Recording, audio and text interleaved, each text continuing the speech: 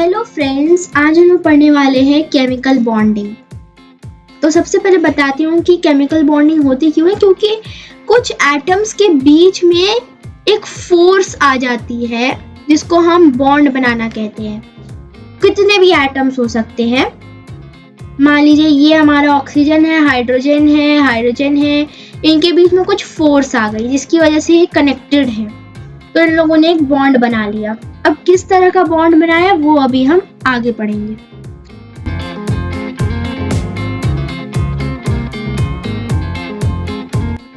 जो सबसे पहले तरीके का बॉन्ड है उसको हम कहते हैं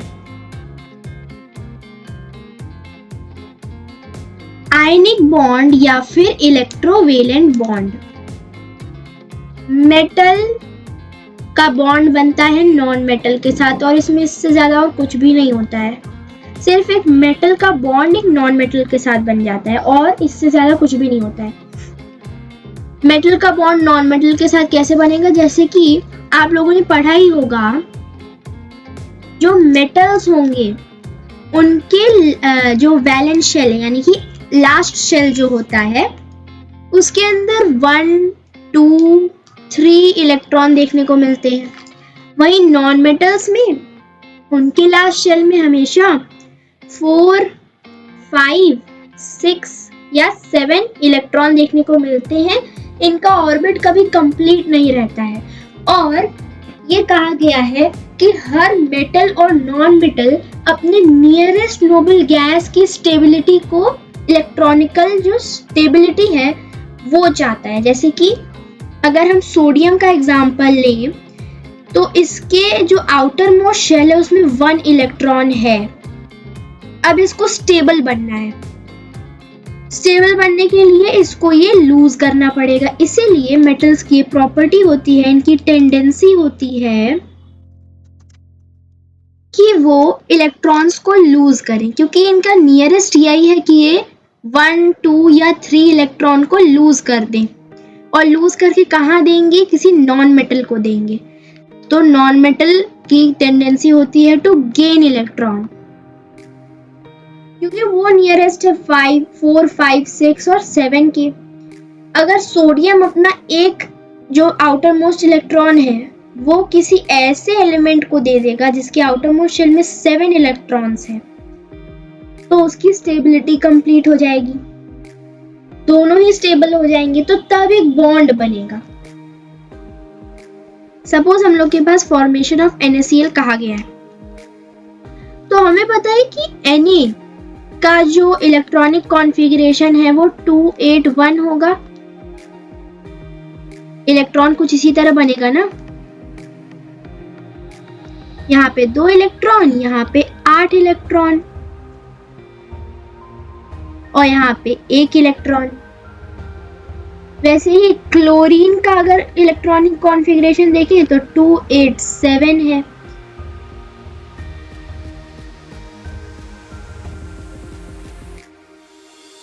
तो मैंने यहाँ पे आउटर मोस्ट शेल में 1 इलेक्ट्रॉन की जगह छोड़ दी है और यहाँ पे 1 इलेक्ट्रॉन है, तो मैं उसको हाईलाइट करके दिखा देती हूँ। ये वाला जो इलेक्ट्रॉन है, ये वाला इलेक्ट्रॉन यहाँ पर है एक्स्ट्रा, क्योंकि ये अपना ऑर्बिट कंप्लीट नहीं कर पा रहा और इसमें यहाँ पर 1 इलेक्ट्रॉन की जगह खाली है, तो बस ये इसको 1 इलेक्ट्रॉन डोनेट कर देगा, तो बस इनका ये कंप्लीट हो जाएगा ऑक्टेट। अब अगर मुझे इसकी इक्वेशन लिखनी है तो मैं कुछ इस तरह से लिखूंगी कि Na ने अपना 1 इलेक्ट्रॉन डोनेट किया तो बना Na प्लस आयन, और क्लोरीन ने अपना 1 इलेक्ट्रॉन गेन कर लिया जो इसने दिया था इसको, तो वो बन गया क्लोरीन माइनस। यहाँ पे क्या हो रहा है, ऑक्सीडेशन। ऑक्सीडेशन में क्या होता है, लॉस ऑफ इलेक्ट्रॉन।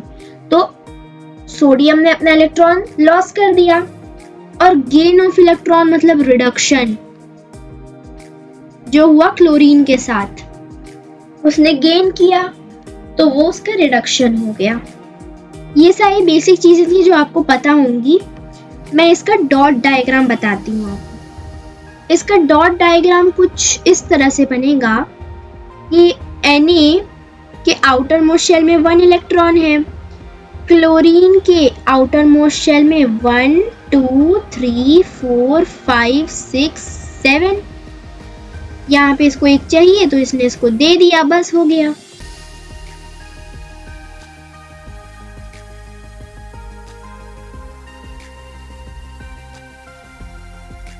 तो जो ऊपर मैंने एग्जांपल दिया है उससे हम कंक्लूड करते हैं ये डेफिनेशन आयनिक बॉन्ड की, कि ionic bond is the complete transfer of 1 और मोर इलेक्ट्रॉन। तो एक इलेक्ट्रॉन पूरी तरह दूसरे एटम में पहुंच जाता है। एग्जाम्पल देती हूं मैं आपको MgCl2 का, इसमें आप खुद ही डॉट डायग्राम बना पाएंगे। यहाँ पर Mg का अगर हम देखें तो उसके आउटर मोस्ट शेल में 2 इलेक्ट्रॉन होते हैं, मतलब उसकी कैपेसिटी है 2 इलेक्ट्रॉन डोनेट करने की।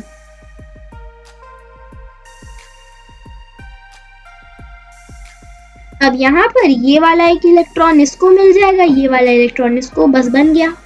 यहाँ पर Mg का ऑक्सीडेशन हुआ, इसने Mg2+ बनाया क्योंकि इसने 2 इलेक्ट्रॉन को डोनेट किया।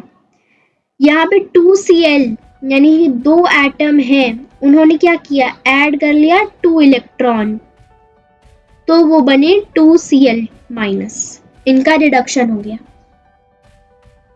तो किसी भी मेटालिक एटम यानी किसी मेटल के एटम से 1 या मोर इलेक्ट्रॉन उसकी वैलेंस शेल से किसी अनदर एटम यानी कि किसी नॉन मेटालिक एटम के वैलेंस शेल में पहुंच रहा है, तब आयनिक बॉन्ड बनेगा। और यहाँ पे एक और चीज लिखी है, यहाँ पे है एक स्ट्रॉन्ग इलेक्ट्रोस्टैटिक फोर्स एटम्स के बीच में। तो मतलब यहाँ पे ये जो एटम बना है, यहाँ पर एक बहुत ही स्ट्रॉन्ग इलेक्ट्रोस्टैटिक फोर्स होगी जो इनको बहुत ही पास में ऐसे मतलब अट्रैक्ट कर रहा होगा। तो स्ट्रॉन्ग इलेक्ट्रोस्टैटिक फोर्स के नाम पर इसका दूसरा नाम रखा गया है इलेक्ट्रोवैलेंट बॉन्ड। अब थोड़ा सा इनकी प्रॉपर्टीज को देख लेते हैं।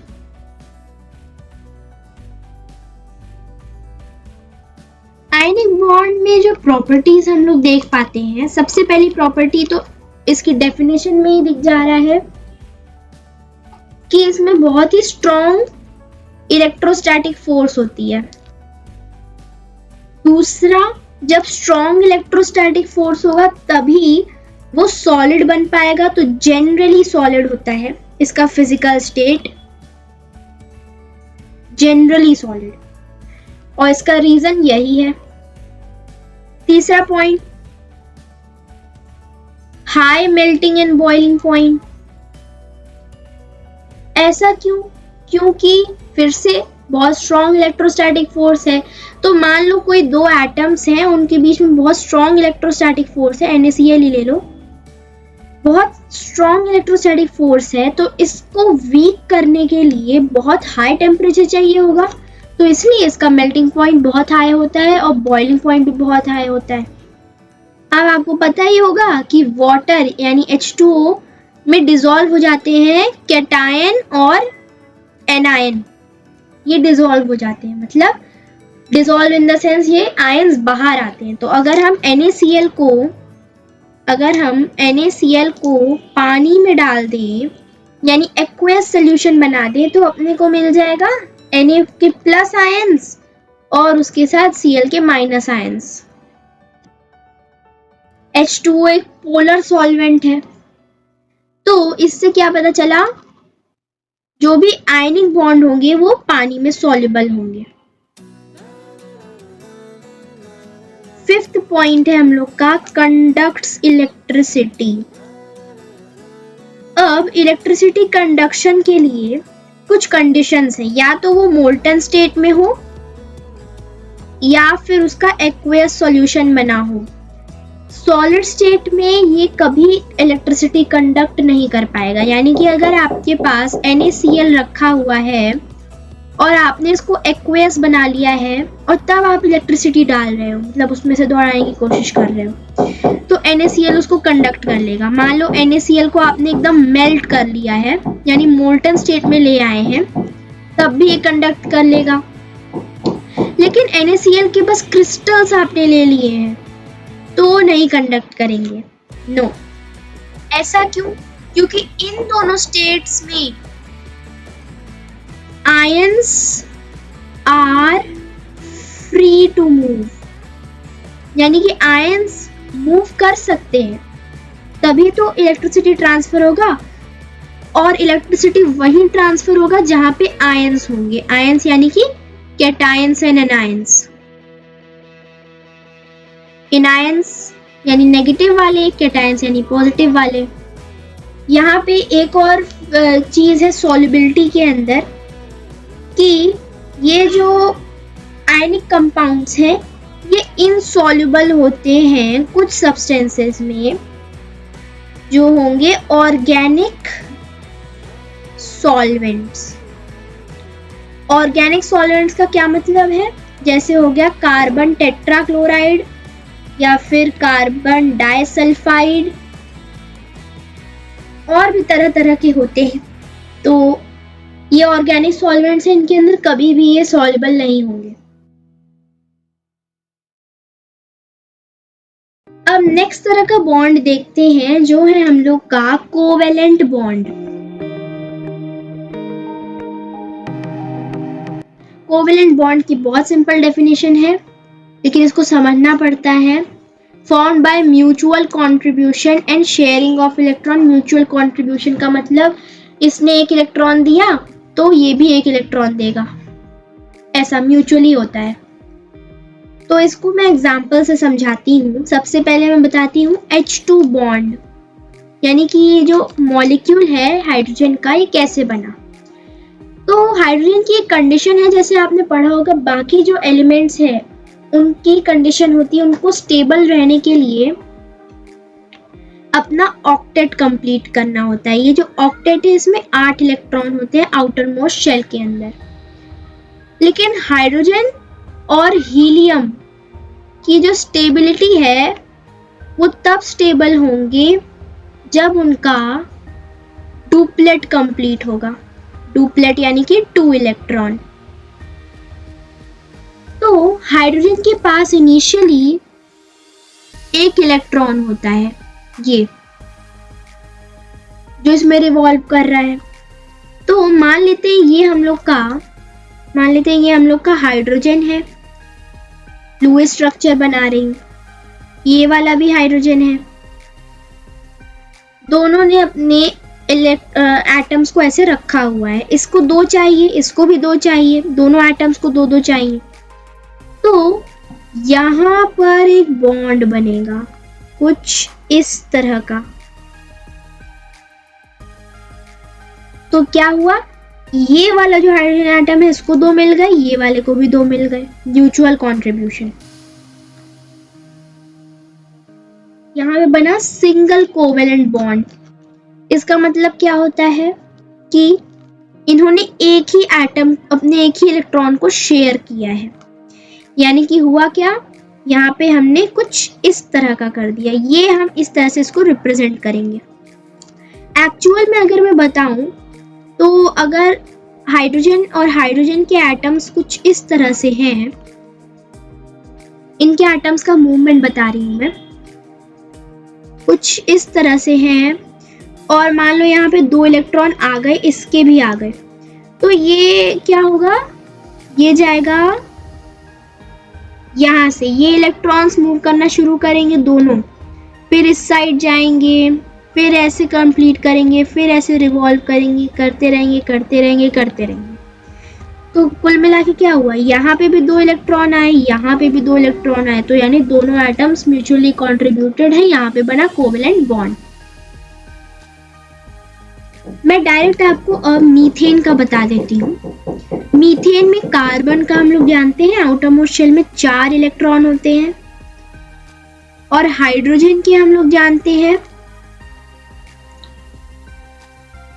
1-1 इलेक्ट्रॉन है। बस इन लोगों ने कंट्रीब्यूट किया, इस तरह से बॉन्ड बना, ये सारे कोवेलेंट बॉन्ड है, बस बन गया CH4। O2 बॉन्ड, इसमें क्या होगा, ऑक्सीजन के आउटर मोस्ट शेल में 6 इलेक्ट्रॉन है, बस हमने इसको शो किया और इसका एटम बना दिया।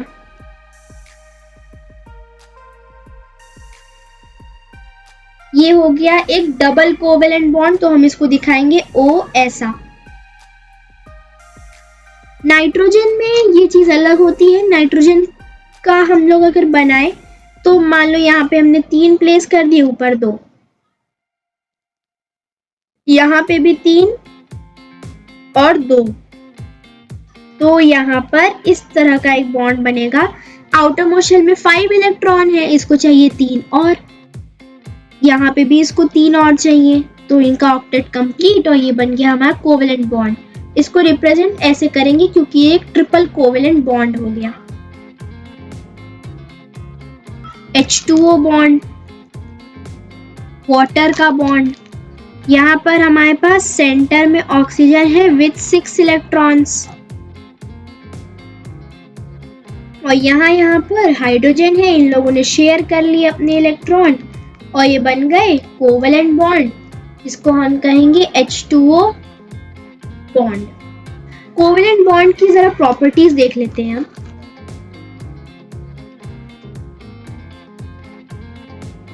ये बैड कंडक्टर ऑफ इलेक्ट्रिसिटी है, इनमें एक्सेप्शन एक है ग्रेफाइट। यहाँ पे वीक वैंडरवाल फोर्स, वीक वैंडरवाल फोर्स का मतलब यहाँ पर इंटरमॉलिक्यूलर फोर्स ऑफ अट्रैक्शन बहुत कम होगा। जनरली इनसॉल्युबल होते हैं वाटर के अंदर। फोर्स देख लेते हैं, इनका low melting point and boiling point होता है। Low melting point, boiling point इसलिए क्योंकि इनके पास वीक वैंडरवाल फोर्स है। और फिफ्थ आखिरी देख लेते हैं हम लोग का कि ये गैसेस हो सकते हैं इनका फिजिकल स्टेट, या लिक्विड हो सकता है फिजिकल स्टेट, या सॉफ्ट सॉलिड हो सकता है। इन तीनों में से कुछ भी इनका फिजिकल स्टेट हो सकता है। ऐसा इसलिए क्योंकि वीक वैंडरवाल फोर्स। अब देख लेते हैं नेक्स्ट तरह का बॉन्ड जिसको हम लोग कहते हैं हमारा कोऑर्डिनेट बॉन्ड।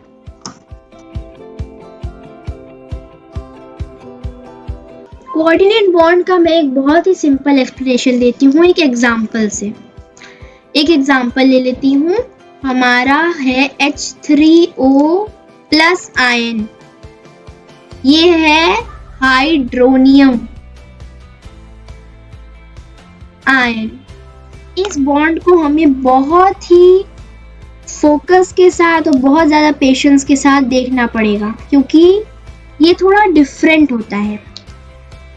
मैं आपको एक चीज़ बता देती हूँ कि जो हाइड्रोजन होता है उसके आउटर मोस्ट शेल में मतलब टोटली 1 इलेक्ट्रॉन है।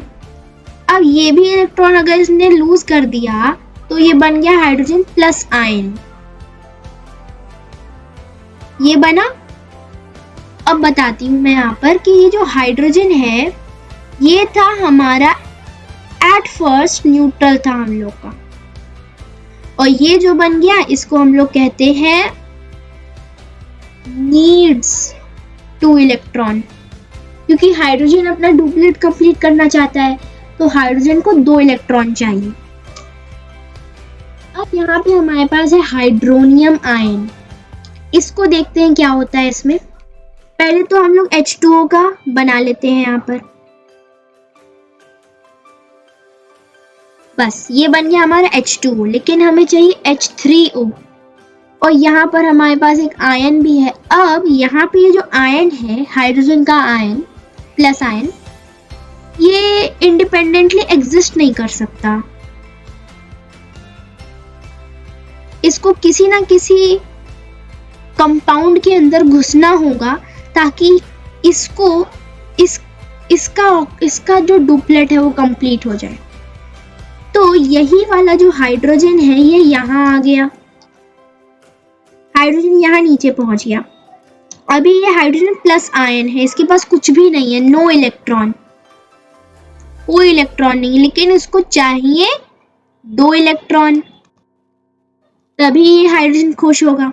तो इसने कहा कि ऑक्सीजन मुझे 2 इलेक्ट्रॉन दे दो प्लीज। तो यहाँ पर मैं आपको बताऊं, ये जो इलेक्ट्रॉन है इनको कहते हैं हम लोग लोन पेयर।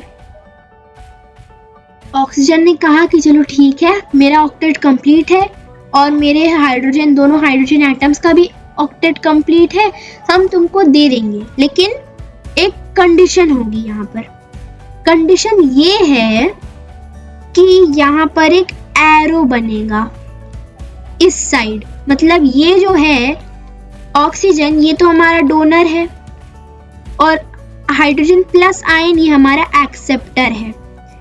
तो ऑक्सीजन हाइड्रोजन प्लस आयन से कहता है कि ठीक है, तुम मेरे इलेक्ट्रॉन्स को शेयर कर सकते हो, लेकिन अल्टीमेटली वो जो इलेक्ट्रॉन्स हैं वो मेरे ही होंगे, इसलिए मैं पूरी तरह उसका क्रेडिट तुमको नहीं दे सकता, पूरी तरह वो इलेक्ट्रॉन में तुम्हें शेयर नहीं कर सकता।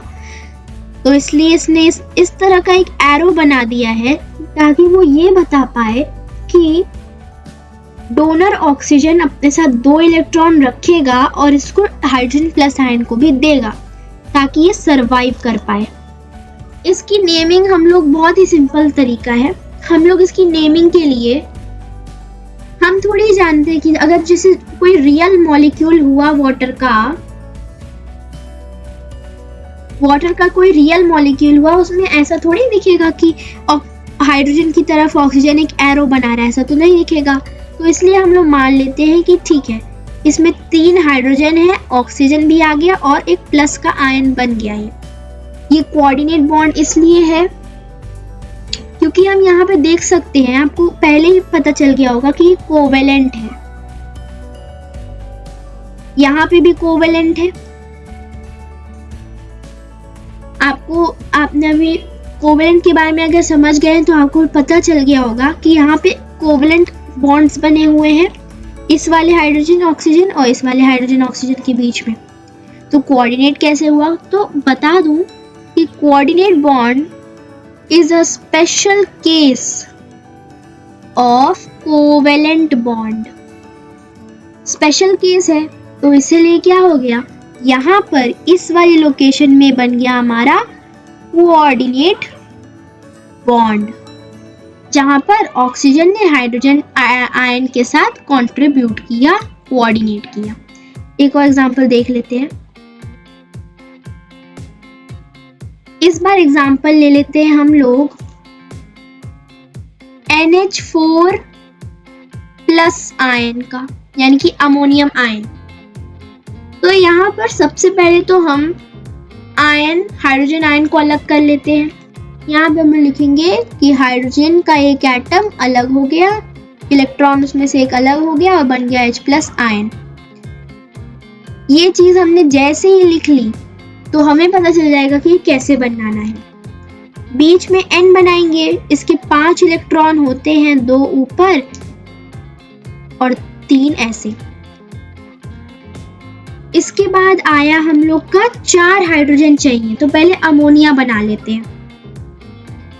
यहाँ पर एक, फिर यहाँ पर एक, फिर यहाँ पर एक, कनेक्ट कर दिया, बन गया अमोनिया, यानी NH3 बन गया। अब यहाँ पर देखेंगे कि ये तीनों बॉन्ड हम लोग के कोवेलेंट हैं। बचा हमारा लोन पेयर ऑफ इलेक्ट्रॉन। ये लोन पेयर में आ जाएगा हमारा ये वाला हाइड्रोजन, यहाँ पे आया हमारा H+ आयन और इसने कहा कि मुझे 2 इलेक्ट्रॉन चाहिए, तो इसने इससे मांगा, इसने इसको दे दिया। यहाँ पे बन गया हमारा कोऑर्डिनेट बॉन्ड। ये बन गया हमारा NH4 प्लस आयन, और अगर ये इधर वाला पार्ट अगर हटा दिया जाए तो बन गया हमारा अमोनिया। हम लोगों ने 3 बॉन्ड्स के बारे में पढ़ा, आयनिक बॉन्ड जिसको हम इलेक्ट्रोवैलेंट बॉन्ड भी कहते हैं, कोवेलेंट बॉन्ड और coordinate bond. Thank you friends.